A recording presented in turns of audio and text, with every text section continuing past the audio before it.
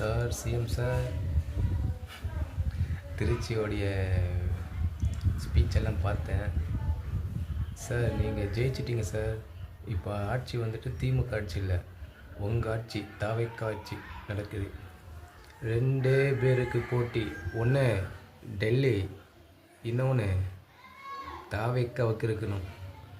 அப்படி சொல்லுங்கள். இன்னும் திமுகன்னு சொல்லிட்டு இருக்காதீங்க, சரிங்களா?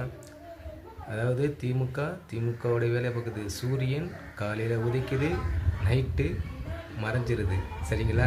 திருப்பியும் காலையில் வரும். அதோட வேலையை பார்க்கும். உங்கள் வேலையை நீங்கள் பாருங்கள்.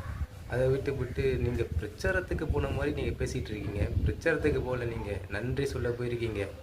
நன்றி சொல்ல போய் நீங்கள் மக்களுக்கு வந்துக்கிட்ட என்ன பண்ணியிருக்கீங்கன்னா 2 மைல் நடக்க விட்ருக்கீங்க. எல்லாரையும் அவ்வளோவுக்கு பிளாக் பண்ணி வச்சுருக்கிறீங்க பொதுமக்களை. அப்புறம் நீங்கள் சொன்னீங்க சிறுபான்மைய மக்களுக்கு இந்த ஆட்சி செயல்படும் சொன்னீங்க. சிறுபான்மைய மக்களுக்கு இந்த வாட்டி நீங்கள் பக்ரீத்துக்கு மாடை வெட்ட விடல, ஆடை வெட்ட விடலை, தடை பண்ணி வச்சுருக்கீங்க. அதை பற்றி நீங்கள் ஒரு வார்த்தை பேசலை. பாட்டிலுக்கு 10 ரூபா கொடுத்தாங்க, பாட்டிலுக்கு 20 ரூபா கொடுத்துட்ருக்காங்க. அதை பற்றி நீங்கள் பேசலை. ப்ரெஸ் மீட்டில் எதையுமே நீங்கள் பேச மாட்டேங்கிறீங்க. ப்ரெஸ்ஸை பார்த்து பேசவே மாட்டேங்கிறீங்க. நீங்கள் பாட்டில் போயிட்டு இருக்கீங்க.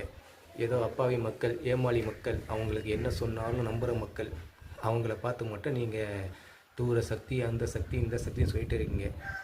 அந்த சக்தி கொடுத்த சக்தியில் தான் நீங்கள் இப்போ ஒரு சக்தி, சிஎம் சக்தி, தெரியுமா?